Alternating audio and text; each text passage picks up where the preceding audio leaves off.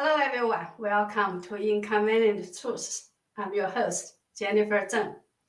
Sorry, I haven't done any new shows this week until now, as I was working on another project with my good friend Simon Gao. She's the host of Zooming In. It is an in-depth report about what is happening in Shanghai and China. I will share with you the content when it is done. Today, I will continue to talk about what has been happening in Shanghai, the most advanced city in China. There are a lot of dramatic videos and photos to show. After that, I will discuss briefly the CCP's recent decision to set up a so-called unified national market. First of all, why is Shenyun great for children?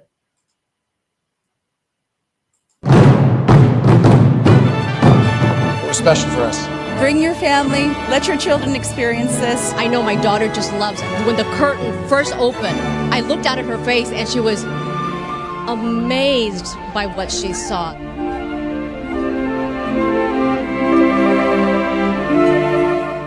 It's great for the whole family. And I have a granddaughter. I want her to see something like this because it'll probably enrich her soul and her development as a person. It would change her life.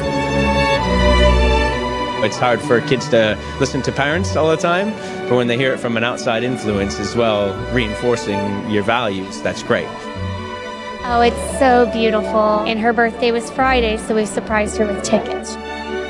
I was just so amazed. They're amazing, amazing dancers. The girls are so elegant and beautiful, and the colors are amazing. It's just amazing. It's truly breathtaking. Just the story. There's a story behind everything as well, which is amazing. There's so much culture. It's a bridge between meditation and peace and where we are now in our busy lives. As an adult and a teacher, it's awesome to see kids reacting and having that positive reaction to the show. I will see it next year and year after that and the year after that. It is just incredible, absolutely beautiful. I wish I could see it again, like right now.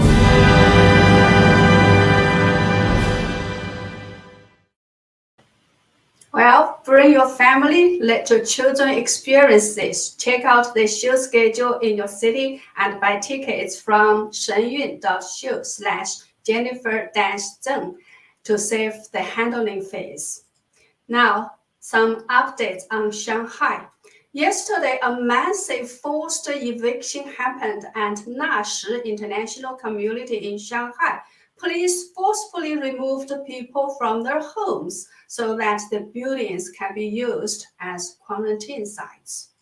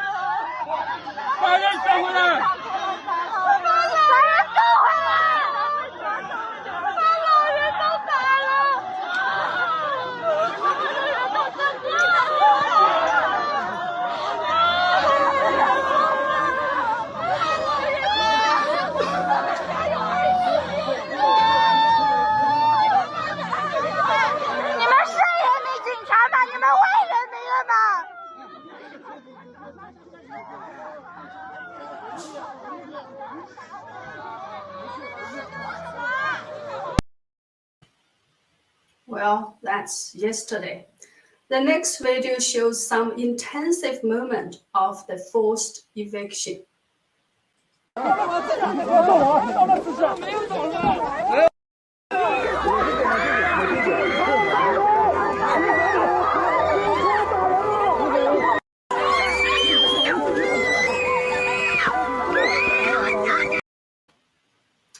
There are a lot more such videos and clips, but I won't show more to save time. If you are interested in watching more, please check out my Twitter or Facebook account. You can find the link to my Twitter and Facebook page account in the description box underneath this video. So the story is this. There are altogether 19 buildings in this community. Some of them are empty. So the Shanghai government used 5 empty buildings to quarantine people. However, as more and more people need to be quarantined, those buildings are not enough. So yesterday, the government decided to evict the residents in other buildings so that those buildings can also be used as quarantine sites. So that's how the forced eviction happened. After those videos were uploaded and spread on the internet, Shanghai Zhangjiang Group, which owns these buildings, issued an announcement and said that the apartments are state-owned rental properties. The government needs to use them as quarantine sites, so all the 39 tenant families have been removed to other apartments in the same community, and things have calmed down, etc. However, Chinese netizens say that as many as 500 people or families, I'm not sure which one was correct. So as well as many as 500 people or families were affected by the forced eviction. Now let's watch another video which shows that people in Shanghai have taken to the street to protest. It's happened in another area yesterday.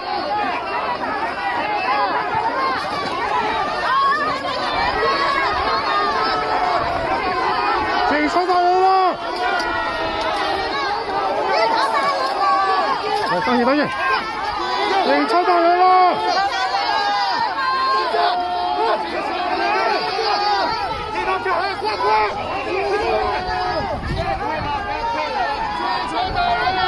警察打人！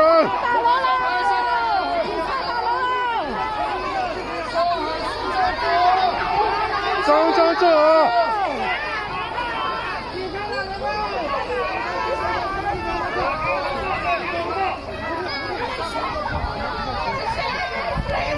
没人信！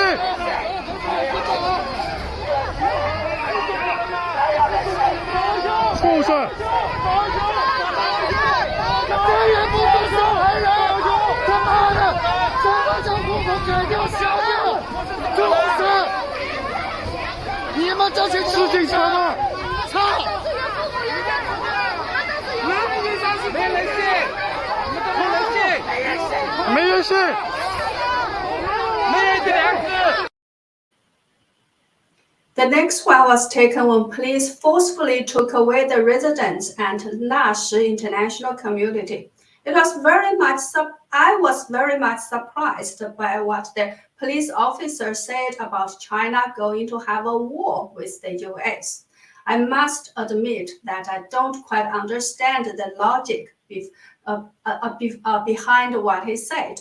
I hope you can work it out. So please make sure you read the English titles. 你唯一的就是保持冷静，跟你说，这不是我们警察造成，这是整个国际形势造成的。我刚刚你们再这样闹下去，我们中国没希望了。我们没要跟美国打仗了，你知道吧？你们还是这样子。我们没有闹。对呀，没希望，没办法的，我们也没办法的。现在只有共产党能救中国。Okay, he said only the CCP can save China now. I really don't understand the logic. And how about the conditions inside those so-called Fangchang hospitals?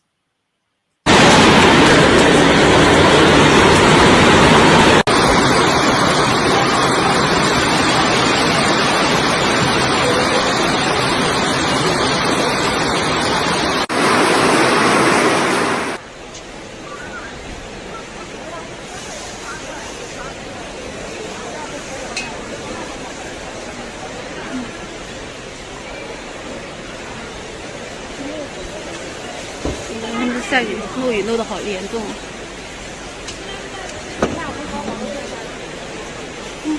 你刚才最怕擦了，像我这样不就好了吗？房子都要撕完了。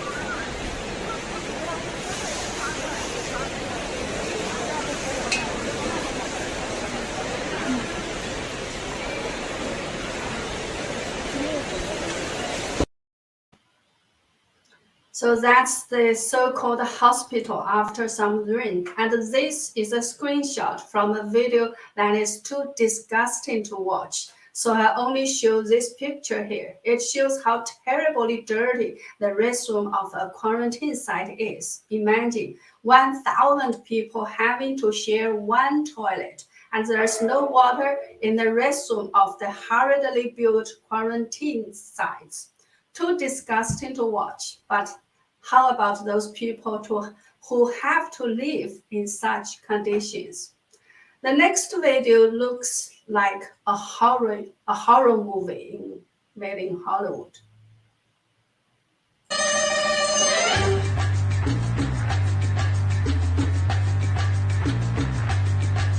我们在主要出入口每相隔250米安排1辆车，24小时值守，每车配备3人，夜晚照明设备全部打开。同时，镇政府安排巡逻车2辆，24小时不间断巡逻，严。 So that's how Shanghai's neighboring province is guarding against the people of Shanghai. Inside your own country, you are treated like the worst criminal. It's hard to estimate how many people in Shanghai have died, not because of Omicron, but because of the inhumane lockdown. Someone in China has published an article titled "Those Who Died in Shanghai" to talk about the death cases during the lockdown. And hundreds, if not thousands, of people left a comment underneath that article to talk about deaths they know of. For example, the top comment of this page says that during 1 month of the lockdown in Shanghai, only counting among people who have diabetes, there were 2,100 more deaths than usual. The next comment says 2 graduates from Tsinghua University died because no one cleared their phlegm in their throats. The next one says that Qian Wenxiong, director of Information Center of Hongkou District Health Care Committee in Shanghai, committed suicide. And the next one says a university student in her 20s died of a heart attack because she couldn't get treatment quickly enough. The bottom one says her husband's grandfather was taken to a quarantined hotel after testing positive. While there, he had some heart issues, but couldn't get proper treatment from a good hospital. In the end, he died in a bad hospital. And there are too many similar cases for us to talk about here one by one, but these are all some of the screenshots of more case deaths occurring during the lockdown in Shanghai. And those are just some, netizens posting about what they know about the deaths just around them. And so among so many inhumane disasters, what is Xi Jinping doing? Well, he has gone to a faraway province, Hainan province, to inspect. And what does he think about the pandemic? Let's hear it from him himself. 再接再厉，就是当前防控疫情也是一个历史机遇啊，化危为机。重大的历史进步啊，都是在一些重大的灾难之后。Did you hear that? Crises can be turned into opportunities. The current pandemic control has given the CCP a great historic opportunity, and a major historic progress always comes after major disasters. Remember what the police officer said a while ago about having a war with the US. Now I'm a little bit worried that if this so-called pandemic control doesn't end well, Xi Jinping does have the motivation to start a war. As when war comes, the authorities are entitled to do anything, and everybody will be talking about the war, and nobody has the time to question the CCP's failures anymore. So I think the world does need to pay attention to this. Someone familiar with the internal power struggles in Shanghai shared in detail the behind-the-scenes story about what is happening in Shanghai. This person said, during the past 2 years of pandemic control, usually when Chinese Vice Premier Sun Chunlan, who is in charge of CCP's pandemic control job, went to inspect in the city, what she did was just gather local officials, give them a big talk, and then leaves. Later, if the pandemic control went well, it was her success. But if it didn't go well, it was the failure of local officials. But this time in Shanghai, officials refused to take the responsibility. Instead, after Sun Chunlan had left Shanghai, they demanded that she come back and throw all the tasks back to her. As the local officials didn't cooperate with her, Sun Chunlan had to stop using the health code system developed by Shanghai and urgently asked her software developer in Liaoning province to develop another health code system. But that system collapsed on April 9th when citywide testing was required. So they had to scan people's ID cards instead of their health codes. But no, not everybody has an ID card, so it was a total mess. So this person says, what is happening in Shanghai now is a complete political farce. Shanghai is the stage, while 26 million people in Shanghai are all props or victims.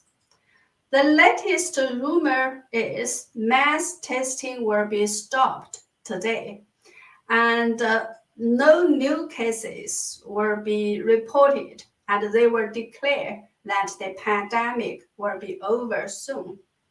I have no idea how true this is, but a China observer said a while ago that the reason why the CCP locked down Shanghai is that so that it could declare victory after the lockdown. Otherwise, if Shanghai's pandemic is over without a lockdown, what is the point of locking down all the other cities in China?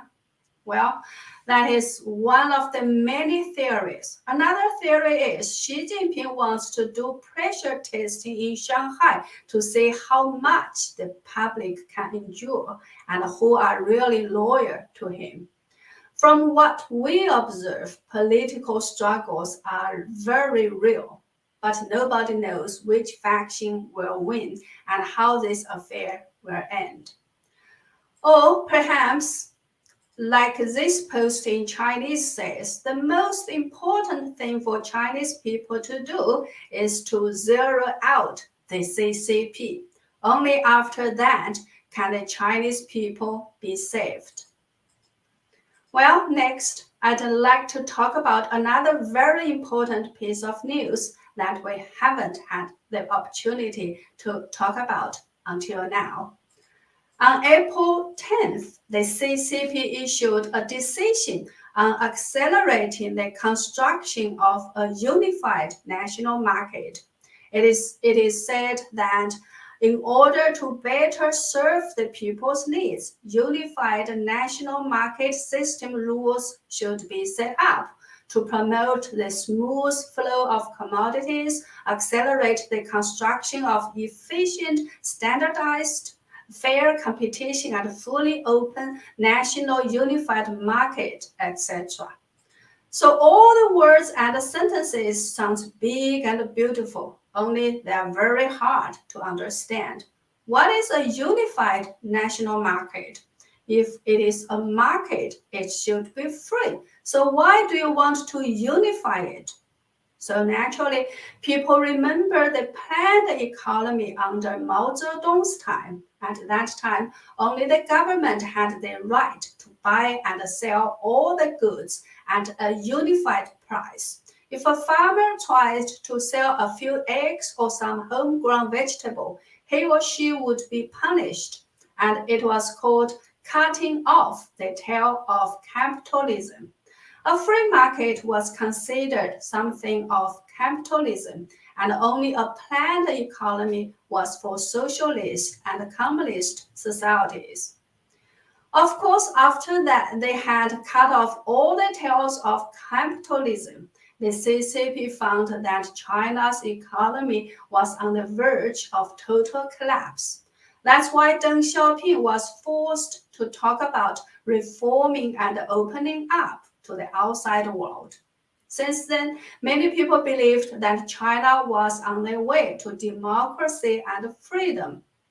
But unfortunately, the foundation of communism has nothing to do at all with democracy or freedom.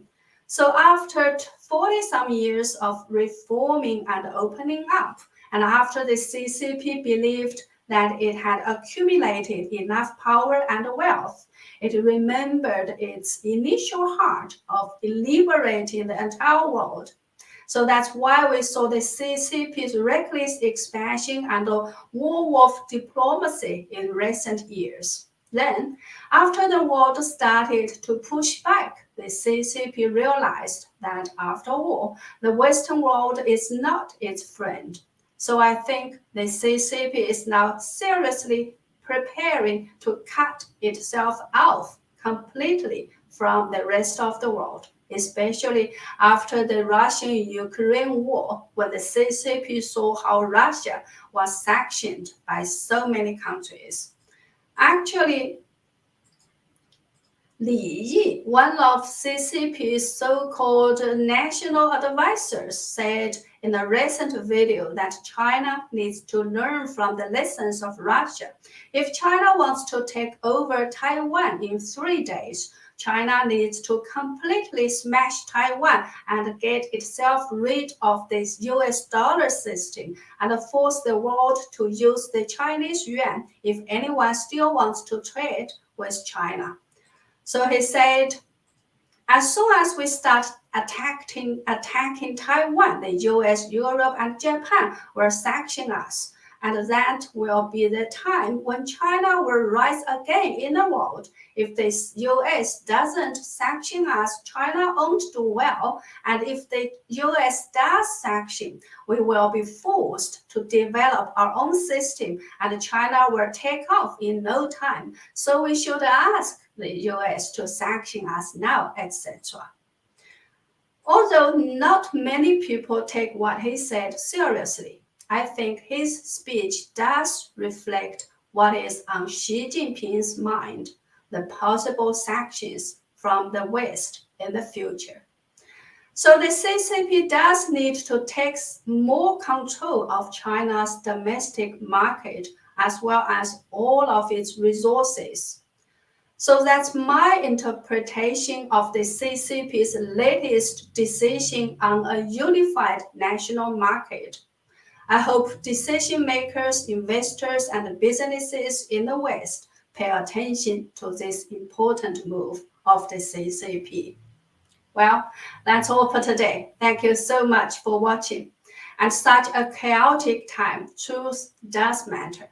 So I hope you can continue to support me in any form you can, including following me on social media, sharing my videos, and signing up for a membership or donating at my website at jenniferzengblog.com. That's jenniferzengblog.com. Thank you so much. See you next time.